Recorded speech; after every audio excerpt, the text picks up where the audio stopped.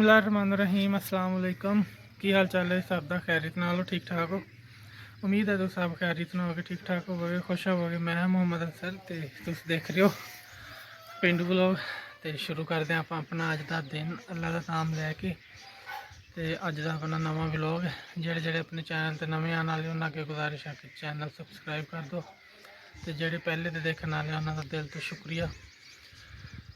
तुसी अपने ताज़े ताज़े तो प्यारे प्यारे कमेंट करके दसते रहा करो कि तुहानू साडी वीडियो किद्दां लगी। तो कुछ अपने चैनल के बारे सानू मशवरे भी दिंदे रहा करो, क्योंकि तुहाडे मशवरे भी बेहद ज़रूरी है। तो चलो जी चलते हैं आप अपना अज का दिन शुरू करते हैं। तो पहले तो मैं तुहानू सुबह सुबह का नज़ारा करवाना अज के दिन का। आसमान का देखो कितना सोहना रंग बनया, कुछ तुहानू मेरे मूँह पर भी नज़र आ रहा होना रंग, लाइट पै रही है। तो चलो तुहानू दिखाने माशाअल्लाह जी। तुसी अज का नज़ारा चेक करो बदलों का। सूरज निकलने वाला होया ते बदल भी होए, तो रंग देखो तुसी आसमान का कैसा होया पिया।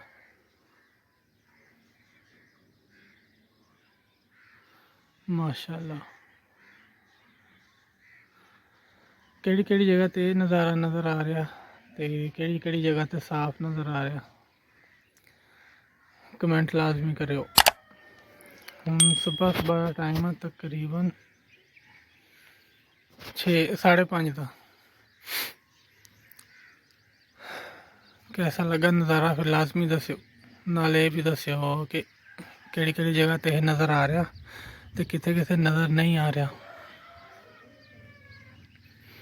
चलो जी हम चल के करते हैं कोई अपने काम कुम नाले अज का दिन शुरू करते हैं अल्लाह का नाम लैके। लो जी आप फिर पहुँच आए हैं, इत्थों ले जाने अज पट्ठे।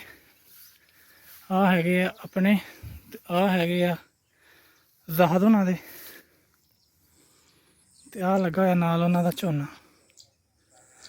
तो चलो बिस्मिल्लाह करके हम वढ़ते हैं पट्ठे लैके चलते हैं। तो बाकी गलबात करांगे आप उत्थे जाके, कुछ रास्ते चीज़ां देखने वालियां वो देखांगे, बाकी इंशाल्लाह घर जाके सही। जंतर देखो बहुता ही गुस्सा कर गया, मेरे नाल भी बहुता उच्चा उच्चा हो गया।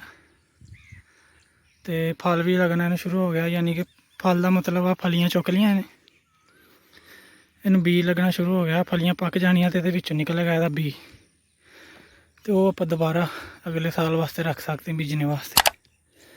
माशाल्लाह रंग देखो कैसा ज़बरदस्त होया पिया बारिशों के नाल। जिहड़ा रंग हुंदा ना ए वाला ये हुंदा समझो कमज़ोर, तो जिहड़ा रंग हुंदा ना ए वाला गहरा सफेद, यानी कि जिहड़ा काला होने लग जांदा वो समझो कि ताकतवर है। चलो काम अपना हो गया, पट्ठे चुकीए तो हम चलीए घर। बारिश दियां करामातां देखो, अज जगह नीवीं सी तो इत्थे पानी भर गया बारिश का। वो उधरली जगह उच्ची है, उधरला सारा पानी इधर आ गया। आ सामने लगी हुई पनीरी कुछ भी चौपट्टी हुई है, तो वो पानी देखो किन्ना किन्ना। इधर झोना सीगा, झोने की तो खैर झोना तो जिन्ना पानी लगे उन्ना खुश होंदा। ये सारा बारिश की गर्म नवाजी है, पानी के विच पनीरी पटनी भी औखी हो जाती। मौसम देखो तुसीं, सूरज निकलने भी करता है तो बदल उन्होंने घेरा भी पाई जाते हैं। तो हुण अपना टाइम हो गया घर जाने का। हाँ जी आ हैगी अपनी नहर वाली सड़क, तो इनू कहते आ महरां वाला रैंप, यानी कि घोड़ी पाल वालों का रैंप। तो दिखाना तुहानूं ये लगा कि आ तुसीं खड्डे देखो, जो बारिश हुई सी तो आ उपर जिथे तुहानूं आ मिट्टी पई दिखदी आ वाली, इत्थे इत्थे तक पानी जमा हो गया सी। आ इन्ना इन्ना आ खड्डा जिहड़ा आ हैगा ना, आ रस्ता ये थल्ले लाया होया पाइप कि पानी अगर इधर ज़्यादा हो जाए तो फिर इत्थों पाइप खोल के दूजी साइड तो पानी चला जाए। तो वो पानी इन्ना ज़्यादा हो गया सी कि इत्थों आ सारे भर के तो पिछे पिंड दीयां गलियां च पानी जमा होने लग गया सी। फिर पिंड वालियां ने ऐलान करवाया कि साडे नाल रल के साडी हैल्प करो, सारे मदद करके तो पानी का बन्ना खोलो ताकि पानी अगे जा सके तो गलियां चों पानी कट सके। तो हले भी देखो कितना पानी जमा होया। ये खड्डे उदों बने सी जदों नहर दे नाल बनी सी सड़क। पहले ये नहर वाली जिहड़ी आ जगह वा ये भी कच्ची हुंदी सी ते हुंदी भी इस नीवीं सी, इधरों मिट्टी चुक के आ वाली इतों चुक के इधर बनाया गया नहर का आ बैड वो उपर फिर बनाई गई थी आ सड़क तो, लेकिन ये सड़क कामयाब नहीं हुई क्योंकि नहर वाली मिट्टी हैगी कच्ची। तो जो बारिश होंगी या कुछ होंदा ना तो जगह बैठ जाती है, तो उतों फिर जगह मिट्टी थले टुट के गिर जाती, उतों सड़क टुट जाती, इस करके सड़क फिर कामयाब नहीं हो सकी। चलो हुण जड़ियाँ मुसीबत आनियाँ वो तो आनियाँ, जो होंदा अल्लाह पाक दी मर्जी आ।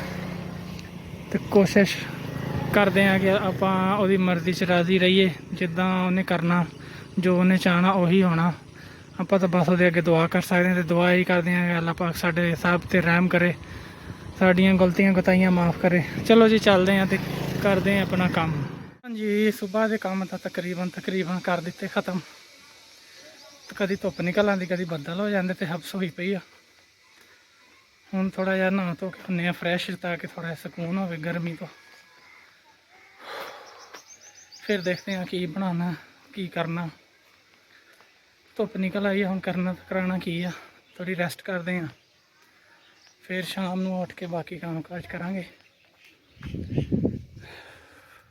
रूटीन के काम मुकते नहीं, तो एक्सट्रा काम जड़े हैं ना ये करने पैंदे आ। इन्नी क मिट्टी आ गई है तो इन्नी क होर सटाने आ मैं कहंदा सी जेड़े साडे विच एक्सट्रा काम आ जांदे ना, थोड़ी जी परे नूं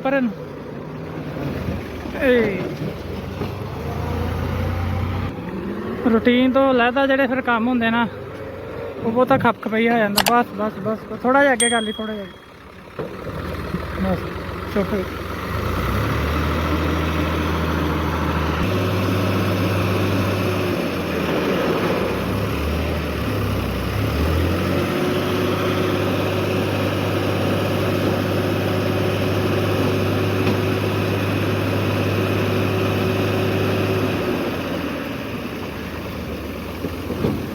लो जी हाँ इन्नियां हो गई इन्नी मिट्टी, तो आ थोड़ी जी जगह रह गई है।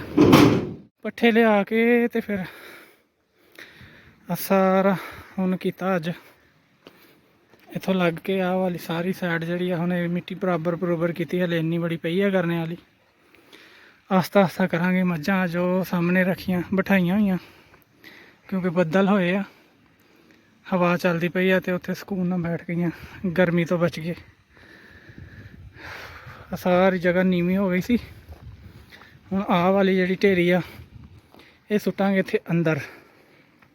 सारे जगह जी है ना इत्थे पानी जमा हो जाता बारिश का, तो जिन्नी बड़ी हुण नज़र आ रही है ये मिट्टी सुट लांगे अंदर, सारा इनू करांगे बराबर, तो फिर इत्थे मझां दे किले कड्डांगे। हुण फिलहाल एक खुरली आ रखी है, इत्थे पट्ठे पा दी दे आ, ते दो जनियां नूं उत्थे पा दी दे आ। थक हो गया। चलो जी हुण जाके करते हैं रेस्ट, तो बाकी थोड़ा जिहा काम करांगे शाम नूं, क्योंकि पहले पट्ठे लिआंदे फिर आ काम किया, सारा कईयां नाल किया, इस करके हुण थोड़ा जिहा थक हो गया। हुण जाके खाने पीने थोड़ा पेट्रोल भरते हैं, रेस्ट करते हैं, बाकी फिर इंशाल्लाह शाम नूं गलबात। हाँ जी शाम हो गई तो पट्ठे पाने का टाइम हो गया।